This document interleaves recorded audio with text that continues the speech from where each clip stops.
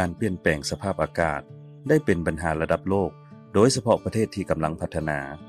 การลดลงของป่าไม้เฮ็ดให้เกิดมีภัยพิบัติต่างๆซึ่งเหตุการณ์เหล่านี้แม้นมันได้เกิดที่ขึ้นแรงขึ้นในทุกปีเวียกงานลดพรธาตุอายเงินแก้วจากการทำลายป่าไม้และการเฮ็ดให้ป่าไม้เสื่อมโทรมหรือเอิ้นกันสั้นๆว่า Red บวกเป็นเวียกงานหนึ่งที่สำคัญในระดับสากลที่บรรดาประเทศต่างๆรวมถึงองค์การสหประชาชาติได้ถือเอาเป็นเวียกงานที่สำคัญในใส่ส่งเสริมการปกปักรักษาป่าไม้ให้มีความยืนยงพร้อมเดียวกันก็ลดพรการตัดไม้ทำลายป่าและเฮ็ดให้ป่าไม้เสื่อมโทรมพร้อมทั้งสนับสนุนการส่งเสริมชีวิตการเป็นอยู่ของประชาชนให้เข้าใจธรรมชาติและสิ่งแวดล้อมเพื่อเฮ็ดให้เกิดมีความยืนยงของป่าไม้ย้อนว่าป่าไม้มีบทบาทสำคัญในการลดพรผลกระทบต่อการเปลี่ยนแปลงดินฟ้าอากาศและภาวะโลกร้อนด้วยการสกัดกั้นการปล่อยธาตุอายพิษเงินแก้วขึ้นสู่ชั้นบรรยากาศป่าไม้บ่แม่นเพียงแต่มีต้นไม้แต่เป็นทรัพยากรอันล้ำค่าเป็นแหล่งอาหารของประชาชนและชีวนานาพันธุ์ป่าไม้ยังเป็นสินเชื่อกับบอนชนิดหนึ่งที่ทุกประเทศต้องการ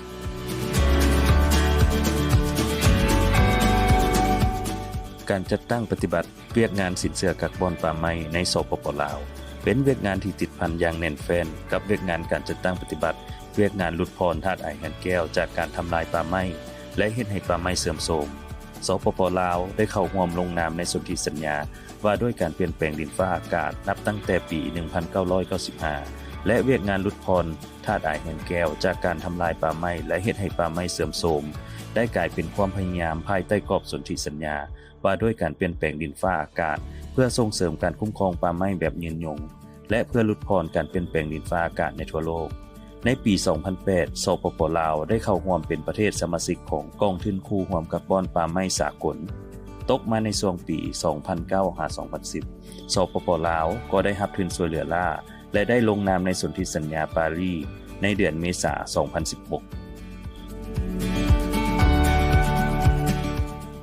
ภายหลังที่ได้กลายเป็นประเทศภาคีของกองทุนคู่ร่วมกับบอนป่าไม้สากลนั้นสปป.ลาวก็ได้รับทุนช่วยเหลือล่าจำนวน 8.1 ล้านดอลลาร์สหรัฐเพื่อนำใช้เข้าในการกาเกี่ยมความพร้อมในการจัดตั้งปฏิบัติเวียกงานลดพรธาตุอายเงินแก้วจากการทำลายป่าไม้และเฮ็ดให้ป่าไม้เสื่อมโทรมและในการเจรจาการซื้อขายสินเชื่อคาร์บอนป่าไม้กับกองทุนคาร์บอนที่เป็นภาคส่วนหนึ่งของกองทุนคู่ร่วมคาร์บอนป่าไม้สากลโดยมีธนาคารโลกเป็นผู้ตั้งหน้าให้แก่กองทุนดังกล่าวผ่านการกาเกี่ยมเวียกงานลดพรธาตุอายเงินแก้วจากการทำลายป่าไม้และเฮ็ดให้ป่าไม้เสื่อมโทรมสปป.ลาวก็มีความพร้อมและจึงได้เริ่มมีการเจรจาการซื้อขายสินเชื่อคาร์บอนนับตั้งแต่ปี 2018 เป็นต้นมาและในที่สุดรัฐบาลสปป.ลาวต่างหน้าโดยกระทรวงเกษตรกรรมและป่าไม้และกระทรวงการเงินจึงได้ลงนามในสัญญาซื้อขายสินเชื่อคาร์บอนป่าไม้ในวันที่ 30 ธันวาคม 2020 และสัญญาดังกล่าวมีผลบังคับใช้ในอีก1 ปีต่อมาหลังจากที่ได้บรรลุเงื่อนไขต่างๆได้อย่างสำเร็จและครบถ้วนหลังจากที่ได้เซ็นสัญญาซื้อขายสินเชื่อคาร์บอนป่าไม้ดังกล่าวกรมป่าไม้ก็ได้จัดตั้งปฏิบัติโครงการคุ้มครองป่าไม้แบบภูมิทัศน์และส่งเสริมชีวิตการเป็นอยู่ภาคเหนือสปป.ลาวโครงการนี้ถือว่าเป็นแผนงานยุทธศาสตร์ของสปป.ลาวทบอิฐเพื่อลดพรธาตุอายเงินแก้วจากการทำลายป่าไม้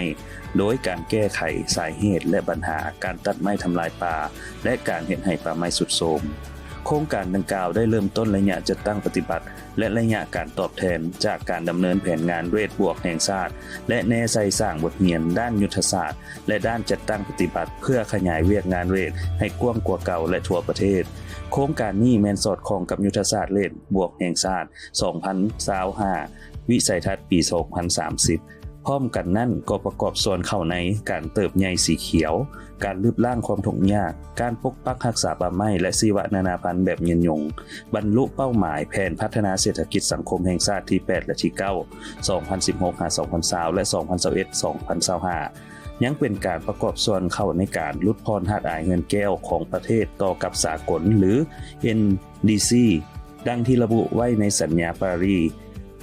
รายรับจากการขายสินเชื่อคาร์บอนดังกล่าวแม่นจะนำเข้าใช้ในการจัดตั้งปฏิบัติโครงการและแบ่งปันผลประโยชน์ให้แก่ประชาชนที่อาศัยป่าไม้ในการดำรงชีวิตใน6แขวงเป้าหมายคือแขวงหัวพัน บ่อแก้วหลวงน้ำทาอุดมไซหลวงพระบางและไสยบุรีซึ่งเป็นแขวงที่มีเหตุการตัดไม้ทำลายป่าและเหตุให้ป่าไม้เสื่อมโทรมหลายที่สุดและมีอัตราความทุกข์ยากหลายที่สุดของประเทศ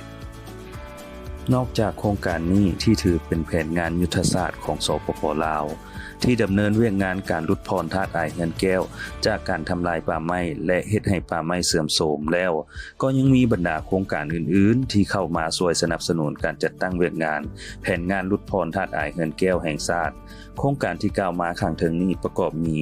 โครงการ IGFLL ได้รับทุนจาก GIZ GCF โครงการ 3L แม่นทุนกู้ยืมจากธนาคารโลกโครงการกลไกสินเชื่อกับบอนร่วมจากญี่ปุ่นโครงการร่วมมือระหว่างกรมป่าไม้สป.ลาวกับสเกาหลีคือโครงการร่วมมือเรดลาวเกาหลีอยู่ป่าสงวนแห่งชาติดงหัวสาวแขวงจำปาสักโครงการร่วมมือเรดลาวเกาหลีอยู่แขวงคงสาลีและในแขนงการเอกชนในมาตรฐานสินเชื่อกับบอนในรูปแบบพิสูจน์ยั่งยืน VCS 2 โครงการปลูกป่าฟื้นฟูป่าคืออย่างพาราและต้นไม้วิก10 โครงการที่ได้รับอนุญาตให้ศึกษาความเป็นไปได้เคียงคู่กันไปกับการจัดตั้งปฏิบัติแผนงานเวทบวกและบรรดาโครงการที่ติดพันกับเวียกงานเวทบวกก็คือเวียกงานการพัฒนาสินเชื่อกับบอนป่าไม้แล้วกระทรวงเกษตรกรรมและป่าไม้ก็ยังได้พัฒนาบรรดานิติกรรมต่างๆที่เสื่อมสารเอาเวียกงานเวทบวกเข้าในบรรดาเอกสารนโยบายที่สำคัญเช่นยุทธศาสตร์ป่าไม้แห่งชาติปี 2025ที่มีวิสัยทัศน์ถึงปี 2050 ยุทธศาสตร์เวทบวกแห่งชาติกฎหมายป่าไม้ปี 2019 แผนพัฒนาเศรษฐกิจสังคมแห่งชาติครั้งที่ 9 ปี 2021 หาปี 2025 บรรดาเอกสารนิติกรรมและนโยบายเหล่านี้มีจุดประสงค์นอกจากที่จะแนใส่การส่งเสริมการปกปักรักษาป่าไม้แล้ว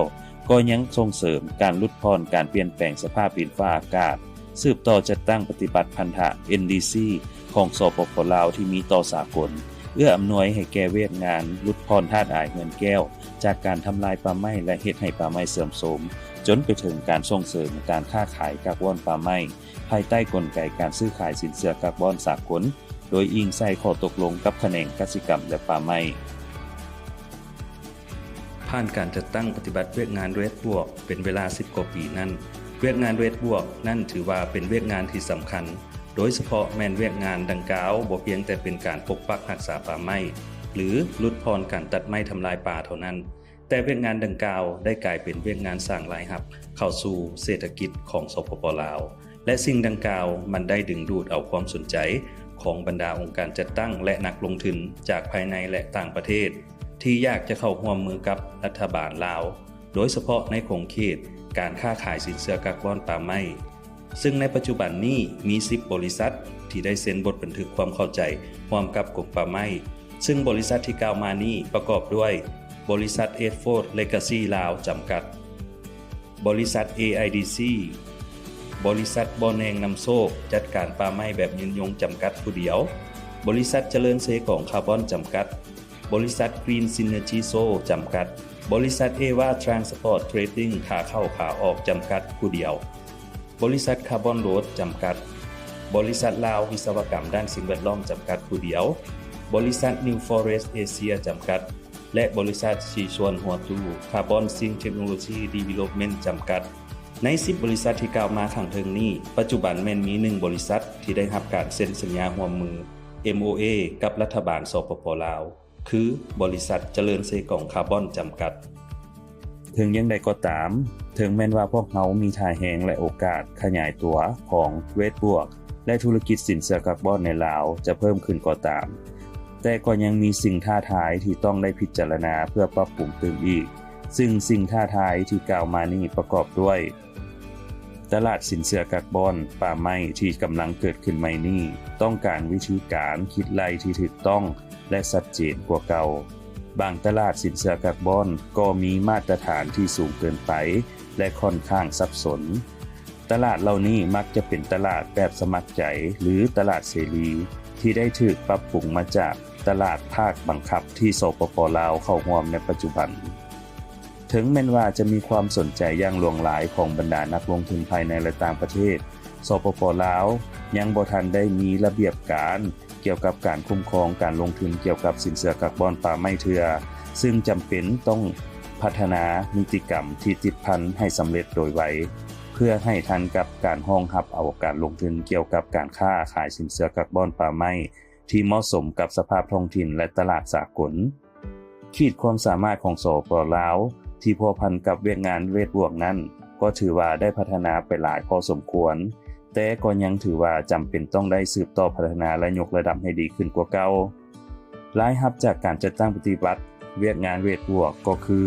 การจัดตั้งปฏิบัติการซื้อขายสินเชื่อคาร์บอนนั้นถือว่ายังบ่สามารถคาดคะเนได้อย่างแน่นอนเนื่องจากการเน่งติ๋งของราคาและการเปลี่ยนแปลงภายในกลไกดังกล่าวเนื่องด้วยเหตุผลที่กล่าวมานั้นสปป.ลาวจำเป็นจะต้องมีทิศทางชัดเจนในการพัฒนาเวียกงานเวทบวกในระยะยาวที่จะเป็นตัวกำหนดว่าสปป.ลาวจะไปในทิศทางใดจะประกอบส่วนในการลดพรท่าอายเงินแก้วโลกเท่าใดโดยเฉพาะแม้นจากแขนงการป่าไม้และจะขายสู่ตลาดบังคับหรือเสรีหลายเท่าใดเพื่อสร้างรายรับเข้าประเทศคัดจ้อนการลงทุนที่เป็นไปได้สำหรับสปป.ลาวที่จะสามารถตอบสนองและปฏิบัติได้ตามเงื่อนไขของตลาดได้โดยบ่ได้เฮ็ดให้ตนเองตกอยู่ในท่าหับหรือมีความเสี่ยงที่จะเกิดมีผลกระทบในทางลบใดๆที่เกิดจากการร่วมมือกับภายในและสากลสืบต่อสร้างขีดความสามารถของทรัพยากรมนุษย์เพื่อให้สามารถจัดตั้งปฏิบัติเวียกงานเวทบวกให้มีประสิทธิภาพสูงกว่าเก่า